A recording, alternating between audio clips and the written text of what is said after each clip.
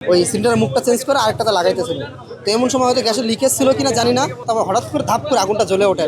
আগুন লাগার সময় আমি পাশের দোকানে বসে খাচ্ছিলাম, নুডলস খাচ্ছিলাম। তো এমন সময় আমি দেখতেছিলাম এ পাশে বসে বসে, তো একটা গ্যাসের সিলিন্ডার শেষ হয়েছিল। আর সিলিন্ডারটা শেষ করার পরে সিলিন্ডারটা চেঞ্জ করতেছিল আর কি, একটা থেকে ওই সিলিন্ডারের মুখটা চেঞ্জ করে আরেকটাতে লাগাইতেছিল।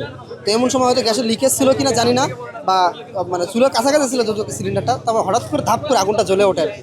জ্বলে ওঠার সাথে সাথেই মানে এত দ্রুত গতিতে আগুনটা জ্বলতে থাকে। ওনারা চেষ্টা করেছিল 2-3 বার নিভানোর জন্য, দুর্ভাগ্যবশত কাছে কিছু ছিল না, মানে বস্তা বা বালতি টাইপস কিছু ছিল না, বা ফায়ার এক্সটিংগুইশারও ছিল না। তো এই জন্য আগুনটা আর দ্রুত গতিতে জ্বলতে থাকে, মানে এত দ্রুত গতিতে জ্বলতে থাকে।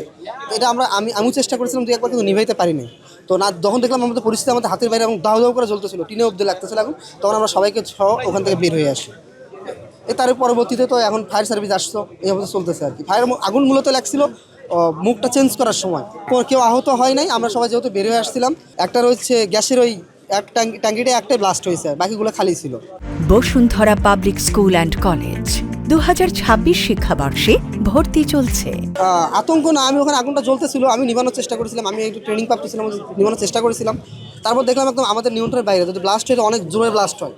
এই জন্য সবাইকে চিল্লানো শুরু করলাম যাতে উপর থেকে নিচে নেমে আসে, যমুনা বিল্ডিংয়ে সবাই যাতে নিচে নেমে আসে, কারোর ক্ষতি না হয়। আগুনটা ব্লাস্ট অলরেডি হয়ে গেছিলো, তারপর ফায়ার সার্ভিস এসে বাকিটুকু কাজ তারা করে দিয়েছে, আমরা সবাই বেরিয়ে আসছিলাম।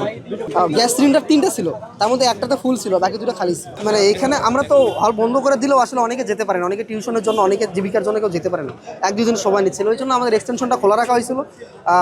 আমাদের ডাকসুর পক্ষ থেকে তারা খোলা রেখেছিল, আমরা এখানে সবাই খাওয়া দাওয়া করতাম। আসলে এটা দায়ভার কাকে দেবো আমরা? দায়ভার বলতে এটা ধরতে গেলে আমি বলতে পারি হয় অসাবধানতার ভুল, অথবা ঐচ্ছিক ভুল বলা যাবে না, অসাবধানতার ভুলই আর। বিপদ হইলে দায়ভার কে নিত, এই প্রশ্নের উত্তর আসলে আমার কাছে নেই। মনে হয় আমাদের এক্সটেনশনটা নতুন হয়েছে এটা, হ্যাঁ, আমরা কিছুদিন আগে হয়েছে, এবং এখানে ফায়ার এক্সটেনশন বাকি সব ফ্লোরগুলোতে আছে, শুধু এখানে নেই। তো আমি এটা হল প্রশাসনের কাছে অবশ্যই, আমাদের এটা আগের থেকে বলা উচিত ছিল যে এখানে ফায়ার এক্সটেনশন বসার দরকার। এখানে ফায়ার এক্সটেনশন আসলে ছিল না, আমি খুঁজে পাইনি সেই সময়। খুঁজে পেলে হয়তো আমিও নিভাইতে পারতাম।